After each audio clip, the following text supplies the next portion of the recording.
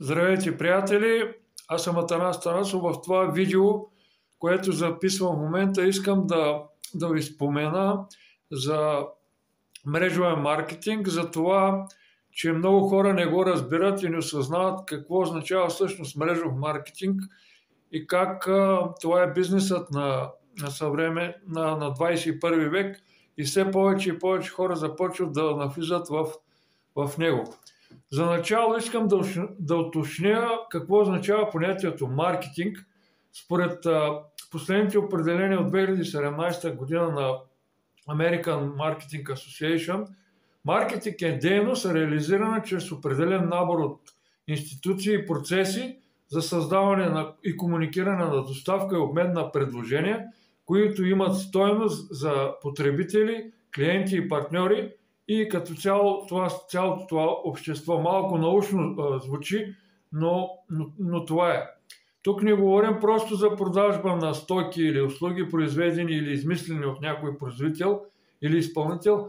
Тук говорим за фокусиране върху желанията на клиента и неговите ползи. За развиване на трайни взаимоотношения с него, което води до ситуацията, в която всички страни печелят, включително и обществото като цяло.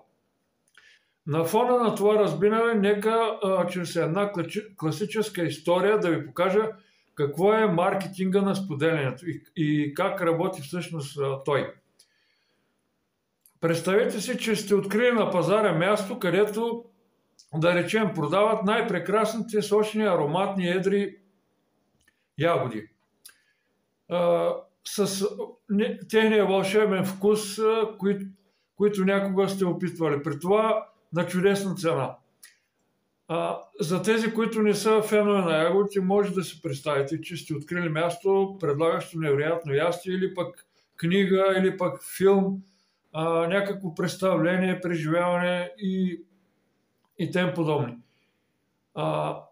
Да речем, че вие сте поканили вашите приятели на гости към края на вечерта, след вечеря им поднесете от тези ягоди за десерт.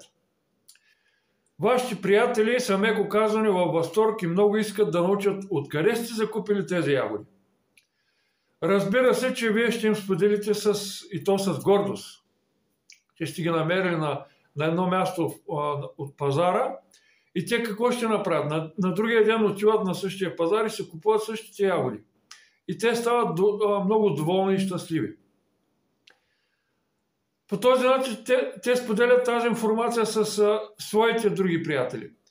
И така на пазара се става една голяма опашка и продавача се чуди откъде идват този поток от хора. Ето какво представлява мрежовия маркетинг или маркетинга на съдържанието.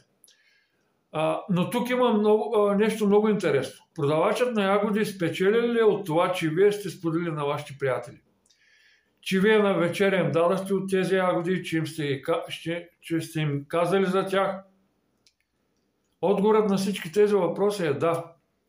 Сега внимавайте, продавачът отблагодари ли се на вас по някакъв начин, да ви направим, примерно, някаква отстъпка, да получите безплатно някой друг килограм ягоди? Взехте ли хонорар от него, комисионна, макар и минимален? Отговорът е не. Ето по този начин се създава мрежовен маркетинг. Както обича да казва моя ментор, че още от съвсем малки ние съзнателно или несъзнателно правим маркетинг на споделянето. Всеки от нас споделя със своите приятели за нещата, които са му харесали, които са му дали някаква полза. Разликата е, че на някои хора им се плаща за това. Тук искам да направя някои много важни уточнения. При маркетинга на споделянето не се продава.